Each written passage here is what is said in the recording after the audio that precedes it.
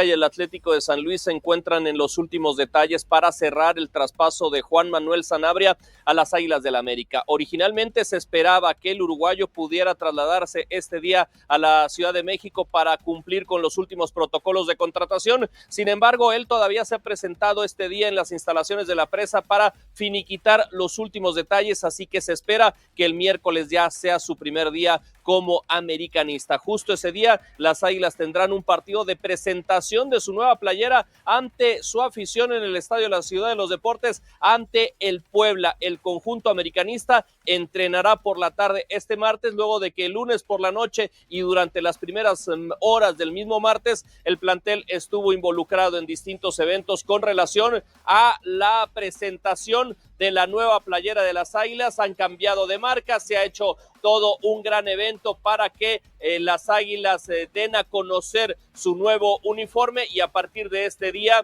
en los entrenamientos también estarán vistiendo la nueva marca que regresa después de 25 años de ausencia. Por lo tanto, las Águilas este miércoles ante el Puebla en su partido de presentación en el Estadio de la Ciudad de los Deportes.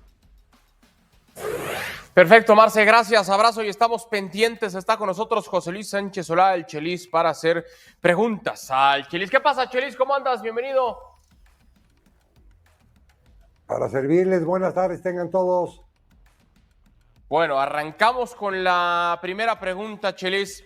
Sanabria, nuevo futbolista de las Águilas del América, en tu opinión, ¿tiene que ser un titular indiscutible del técnico Andrés Jardine? Sí, quizá en este partido contra el Puebla el miércoles no, sigue en San Luis. En cuanto inicie la temporada, indiscutible. Y ese es un refuerzo, no es una reestructura, no es parte de una reestructura, es un refuerzo que necesitaban por el lado izquierdo. Perfecta la contratación de Sanabria, aparte el técnico lo conoce.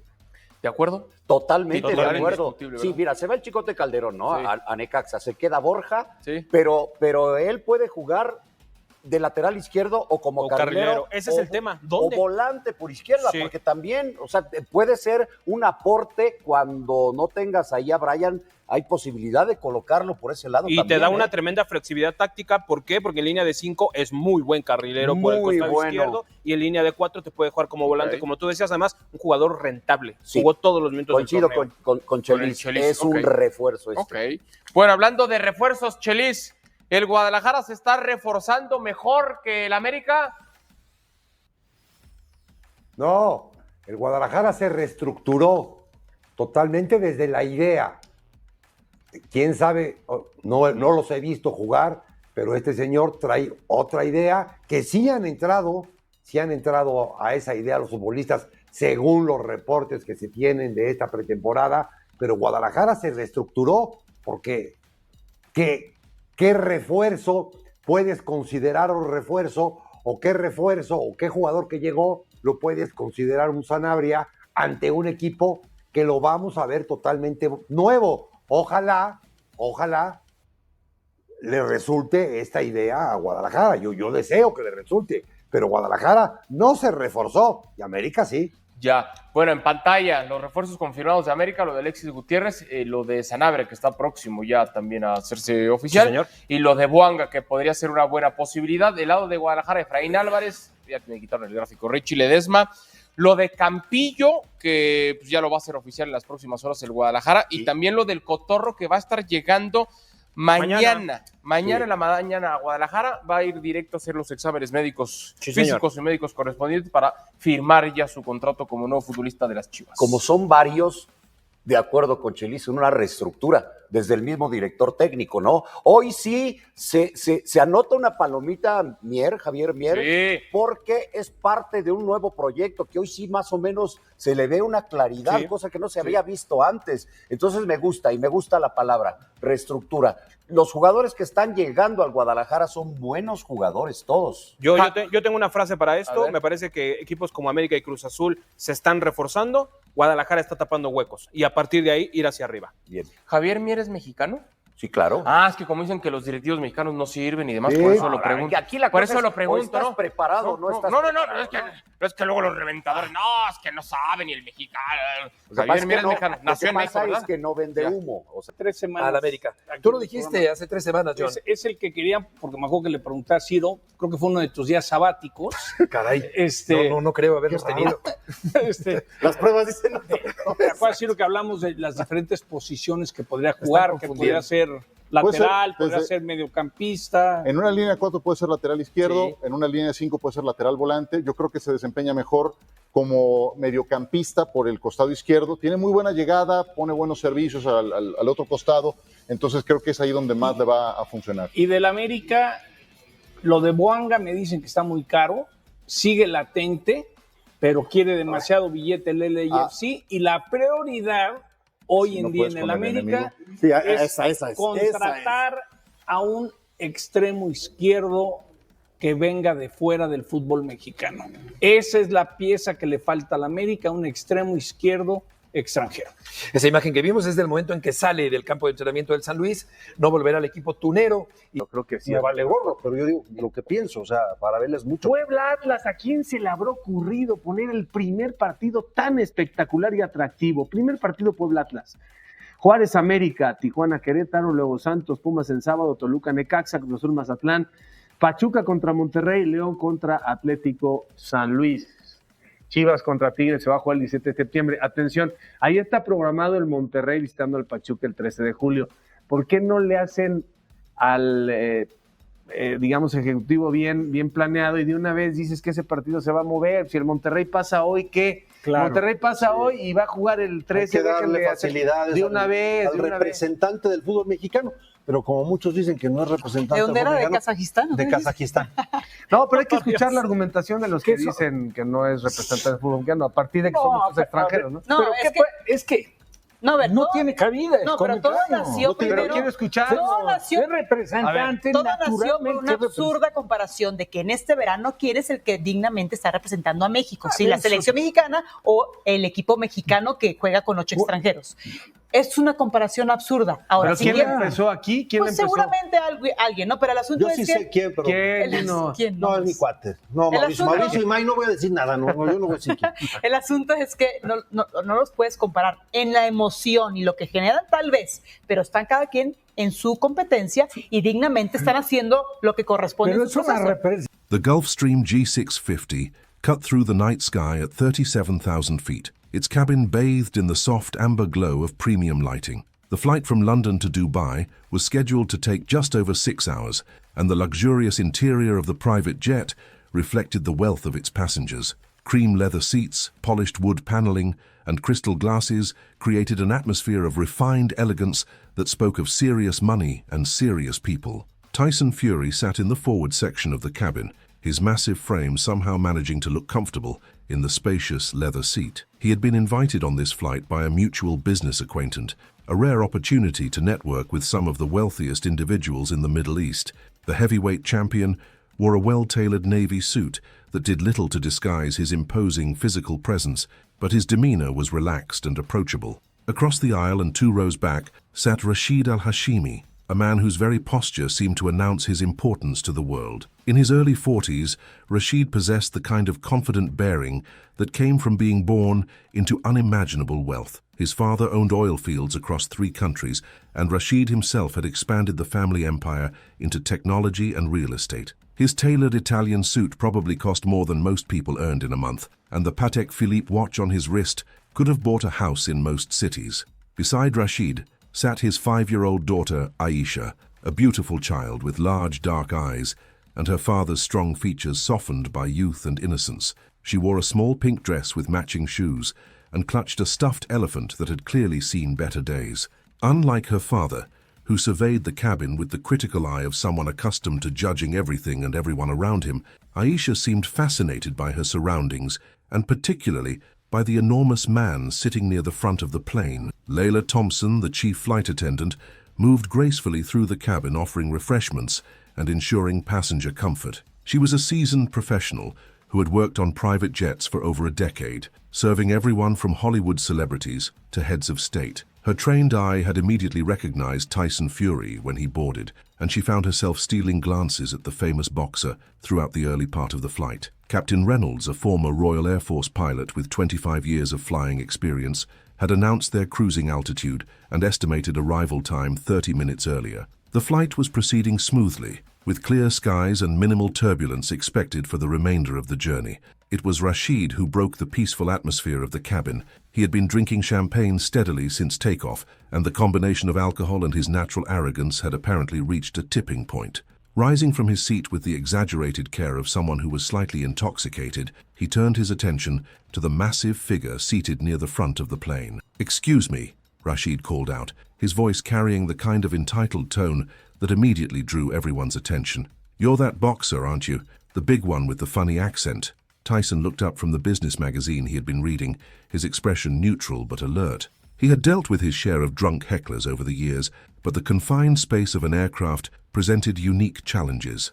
"That's right," he replied calmly. "Tyson Fury." Rashid's laugh was harsh and condescending. "Well, well, the heavyweight champion. Tell me, what exactly can a man like you do up here? We're not in some grimy boxing ring now, are we? This is the real world where real power matters." The cabin fell silent except for the steady hum of the engines.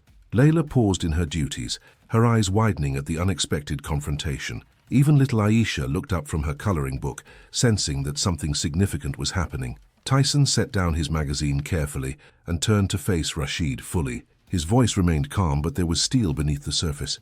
"Real power, is it? And what would you know about that, sitting in your ivory tower spending daddy's money?" Rashid's face flushed red, whether from the alcohol or the unexpected pushback was unclear. "Daddy's money? I've built an empire worth billions.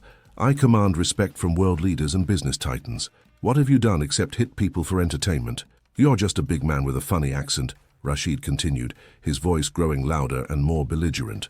"What can you actually do up here in the real world? Fight the air?" The insult hung in the air like a challenge.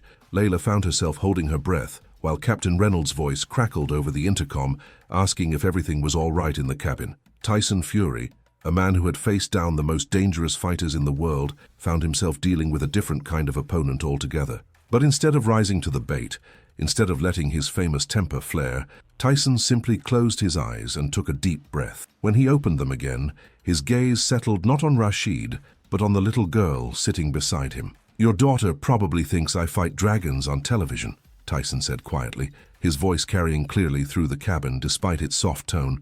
"And you know what? Maybe I do." Rashid opened his mouth to deliver another cutting remark, but something in Tyson's manner stopped him. The boxer's attention had shifted entirely to Aisha, and there was something in his expression that suggested the real confrontation was yet to come.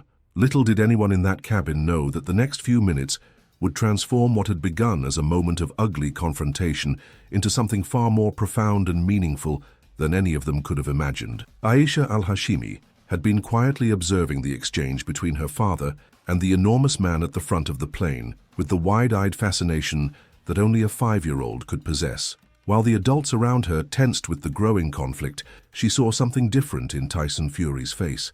Where her father saw a target for his contempt, Aisha saw kindness in the boxer's eyes, a gentleness that seemed incongruous with his massive physical presence. Her small fingers absently stroked her stuffed elephant as she watched, her child's intuition sensing undercurrents that the adults around her were missing entirely. Rashid, emboldened by what he perceived as Tyson's passive response, prepared to launch another verbal assault. The champagne had loosened his tongue and clouded his judgment, making him feel invincible in the rarefied atmosphere of his private jet. He was a man accustomed to having the last word in every conversation, to dominating every room he entered through sheer force of wealth and perceived superiority. The altitude and alcohol had combined to create a dangerous cocktail of arrogance and recklessness that was about to reveal itself in its full ugliness. "Dragons on television," Rashid scoffed, his voice dripping with disdain as he swayed slightly in the aisle. "How pathetic. You make your living as a circus performer, entertaining the masses while real men like me shape the world. You're nothing more than a dancing bear in expensive shorts, performing tricks for the amusement of people who will never achieve anything meaningful themselves." The words hung in the cabin air like poison, their toxicity made worse by the confined space and the presence of his innocent daughter. Rashid's voice had grown louder with each syllable, his contempt becoming more obvious and more cruel as his inhibitions dissolved completely. Layla Thompson stepped forward, her professional training kicking in as she recognized the potential for the situation to escalate dangerously. She had dealt with intoxicated passengers before, but never in such close quarters, and never with this level of personal animosity involved. "Gentlemen, perhaps we could all settle down and enjoy the remainder of our flight," she said diplomatically, though her eyes showed clear disapproval of Rashid's behavior. Her voice carried the practiced calm of someone who had learned to diffuse tensions at 30,000 feet, but even she could feel the unusual intensity of this particular confrontation. But Tyson remained remarkably calm, his attention still focused on little Aisha rather than her increasingly belligerent father. There was something about the child's innocent gaze that reminded him of his own children, of the responsibility that came with being looked up to by young minds that saw the world in terms of heroes and villains. He had learned over the years that his words and actions carried weight far beyond their immediate impact, that children especially watched and remembered how adults chose to handle conflict and adversity. "Tell me, sweetheart," Tyson said gently, addressing Aisha directly while completely ignoring her father's continued insults. "What do you think dragons look like?" Aisha's face lit up with excitement at being included in the adult conversation, her previous concern melting away as she found herself the center of positive attention. "They're big and scary," she said in careful English, her small voice carrying a slight accent that made her words even more endearing. "But some dragons are good dragons. They protect people from bad things." The innocent wisdom in her words was not lost on the adults listening, each of them recognizing the metaphorical weight of what she had just said. In her child's mind, she was already categorizing the enormous boxer as one of the good dragons, a protector rather than a threat. Rashid's expression darkened as he realized his daughter was engaging with the man he had been trying to humiliate. The alcohol had made him possessive and irrational, and seeing Aisha respond warmly to Tyson felt like a personal betrayal. "Aisha, sit down and color your pictures. This doesn't concern you," he commanded, his voice taking on the sharp edge of parental authority mixed with embarrassment. But the little girl had apparently inherited some of her father's stubborn streak, though in her case, it manifested as courage rather than arrogance. Instead of returning to her seat, she took a step closer to Tyson, still clutching her worn stuffed elephant. The toy had clearly been with her for years, its fabric faded and one ear slightly askew from countless hugs and adventures. It was then that she noticed something that had escaped everyone else's attention in the heated moment. On the floor beside Tyson's seat lay a silk pocket square that had apparently fallen from his jacket during the earlier confrontation. It was deep blue with subtle silver threading, clearly expensive but understated in its elegance. The fabric caught the cabin lights and seemed to shimmer slightly as it lay forgotten on the pristine carpet. Without hesitation, Aisha bent down and picked it up, examining it with the intense curiosity that children brought to new discoveries. "You dropped this," she said, holding the silk square out to Tyson with both hands, as if presenting him with a precious gift. Her small fingers handled the delicate fabric with surprising care, recognizing instinctively that it was something valuable and important. Tyson looked down at the pocket square, then at the little girl's earnest face, and something shifted in the atmosphere of the cabin. The gesture was so simple, so pure in its intention, that it seemed to cut through all the adult complications and pretenses that had been building around them. He reached out and gently took the silk from her small hands, but instead of returning it to his pocket, he held it for a moment, as if considering something important. "Thank you, Princess," he said softly, his voice carrying a warmth that seemed to encompass the entire cabin. "But you know what? I think this might look better on you." With infinite gentleness, Tyson draped the silk square around Aisha's neck like a small cape, adjusting it carefully so it hung properly on her tiny frame. His massive hands moved with surprising delicacy as he made sure the makeshift cape was secure but not too tight. The little girl looked down at herself with wonder, then back up at Tyson with a smile that could have powered the aircraft's engines. "You smell like a hero," Aisha said suddenly, her child's honesty cutting through the adult pretenses and posturing that had dominated the conversation. "Like my daddy's cologne, but warmer, like sunshine and strength mixed together." The words hung in the air with devastating simplicity. Rashid, who had been preparing another cutting remark, found himself suddenly speechless. The innocent observation from his daughter had somehow stripped away all his bluster and bravado, leaving him exposed in a way that no business rival or competitor had ever managed to achieve. Her simple, honest assessment had revealed the fundamental difference between artificial power and genuine strength. Tyson knelt down so that he was at eye level with Aisha, his massive frame folding with surprising grace. The movement brought him down to her world, literally and figuratively, acknowledging her importance in this moment. "And you smell like sunshine and vanilla ice cream," he said with genuine warmth. "That's much better than hero smell, trust me." Layla found herself blinking back tears as she watched the gentle giant interact with the little girl. She had seen Tyson fight on television, had witnessed the controlled fury he could unleash in the ring, but this display of tenderness with a child revealed a completely different side of his character. The contrast between his public persona and this moment of quiet gentleness was almost overwhelming in its beauty. Captain Reynolds' voice crackled over the intercom again, but this time it was to announce that they were beginning their initial descent into Dubai. The flight that had seemed destined for confrontation and ugliness was nearing its end, but the real transformation was only just beginning. The professional calm in the pilot's voice provided a stark contrast to the emotional intensity that had been building in the cabin. Rashid remained standing in the aisle, his face cycling through a range of emotions as he watched his daughter interact with the man he had been insulting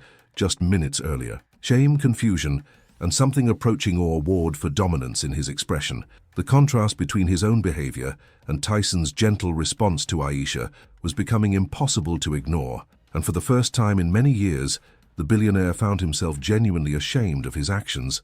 "Daddy," Aisha said, turning to look at her father while still wearing Tyson's pocket square like a cape. "Why were you being mean to the Dragon Man? He's nice." The question, delivered with the devastating honesty that only children possessed, hit Rashid like a physical blow. He looked at his daughter, then at Tyson, who was still kneeling patiently beside the little girl, and for the first time in the conversation, he found himself without words. The cabin fell silent, except for the changing pitch of the engines as the aircraft began its descent, and in that silence, something fundamental shifted between the three adults and one child, who would soon part ways but would never forget this moment above the clouds. The descent into Dubai had begun, and the cabin lights automatically dimmed to prepare passengers for landing. Through the small windows, the first glimmers of the city's lights were becoming visible far below, a sprawling constellation of gold and white against the darkness of the desert. The Gulfstream's engines had changed pitch, their steady hum taking on the different quality that signaled the end of a journey. Rashid al-Hashimi stood frozen in the aisle, his daughter's innocent question echoing in his mind like an accusation. Why had he been mean to the Dragon Man? The simple honesty of a 5-year-old had cut through years of carefully constructed arrogance and entitlement, leaving him face to face with a version of himself that he barely recognized and certainly didn't like. Tyson remained kneeling beside Aisha, the silk pocket square still draped around her shoulders like a miniature superhero cape. The image they created together, the massive heavyweight champion and the tiny girl, seemed to capture something essential about strength and gentleness that transcended the superficial markers of wealth and status that had dominated the earlier conversation. "Your daddy wasn't being mean, Princess," Tyson said gently, though his eyes briefly met Rashid's over Aisha's head. "Sometimes grown-ups say things when they're tired or worried about something. It doesn't make it right, but it makes them human." The words hung in the air between them, and Rashid felt the sting of recognition. How long had it been since someone had offered him such grace?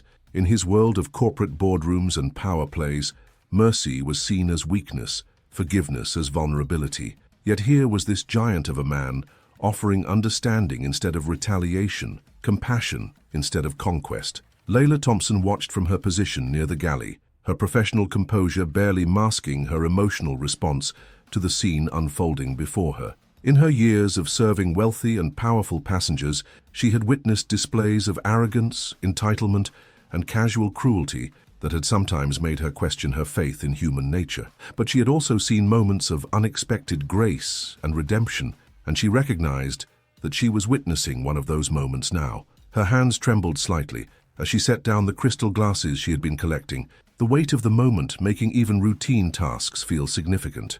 Aisha looked up at Tyson with the serious expression that children sometimes wore when processing complex adult emotions. Her small face was illuminated by the soft cabin lighting, making her dark eyes appear even larger and more thoughtful. "Are you worried about something?" she asked, her childish intuition cutting straight to the heart of adult complexities.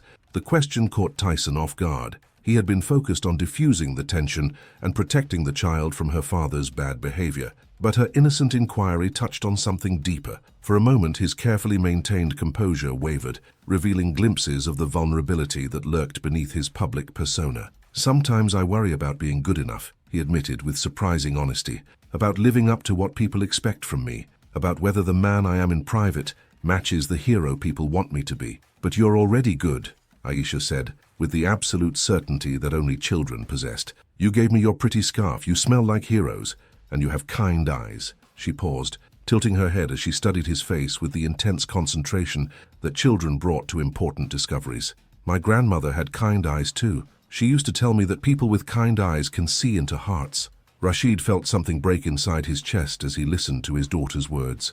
When had he last been described as having kind eyes? When had he last done something purely good, without expectation of return or calculation of advantage? The wealth and power that had always defined him suddenly seemed hollow and meaningless in the face of his 5-year-old daughter's simple moral clarity. He thought of his own father, a man who had built an empire through ruthless determination and unwavering focus on profit margins. Had he inherited more than just money and business acumen? Had he also inherited a coldness that his daughter could somehow see? Captain Reynolds's voice came over the intercom one final time, his professional calm a stark contrast to the emotional turbulence in the cabin. "Ladies and gentlemen, we're on final approach to Dubai International Airport. Please return to your seats and ensure your seatbelts are fastened. We'll be on the ground in approximately 10 minutes. The announcement seemed to break the spell that had settled over the small group. Reality was reasserting itself, reminding them that this extraordinary moment would soon end, that they would return to their separate lives and vastly different worlds.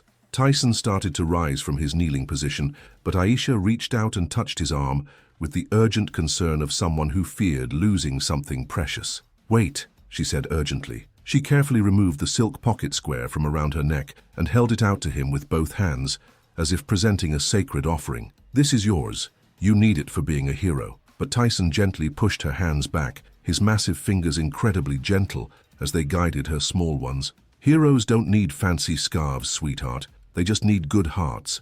And I think you have a much better heart than mine." He paused, then reached into his jacket and pulled out a different pocket square. This one a simple white cotton that had obviously seen more use than the silk one. "Here, take this one instead. It's not as pretty, but it has something more important." "What?"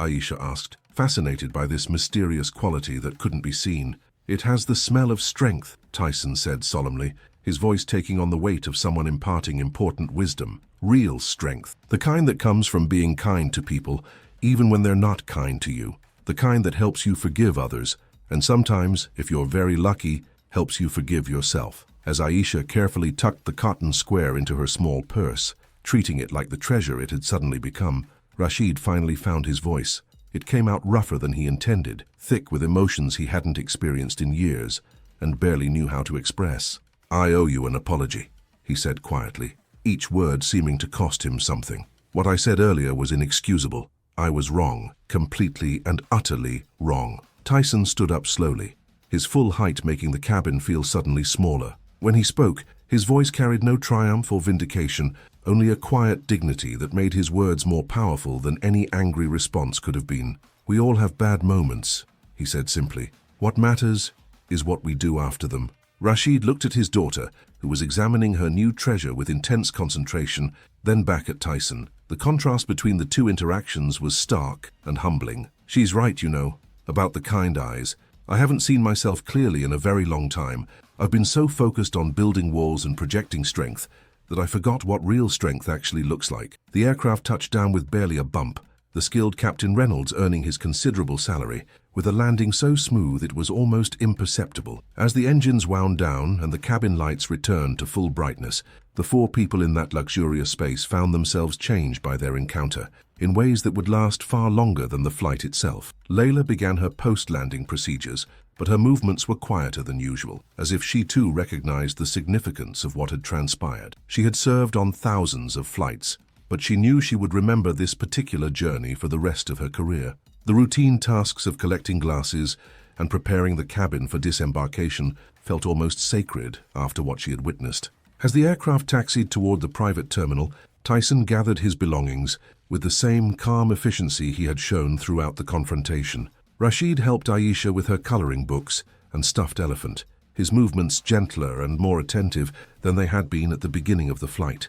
The transformation in his demeanor was subtle but unmistakable, as if some fundamental tension had been released. When the cabin door finally opened and the Dubai heat rushed in to meet them, carrying with it the sense of desert sand and distant spices, Tyson was the first to prepare to disembark. But before he could step toward the exit, Rashid's voice stopped him. "Mr. Fury," the billionaire said, his tone completely different from the arrogant swagger he had displayed earlier. "Thank you for showing me what real strength looks like." Tyson paused at the threshold of the aircraft and looked back one final time. His eyes moved from Rashid to little Aisha, who was clutching both her elephant and her new cotton pocket square, then to Layla, who was watching with undisguised admiration. "Power isn't shown by a punch," he said quietly, his words carrying clearly through the cabin. "It's shown by what you give when no one's watching." And with that, the heavyweight champion of the world stepped out into the Dubai night, leaving behind 3 people whose lives had been quietly but permanently altered by 30 minutes of unexpected grace at 37,000 feet.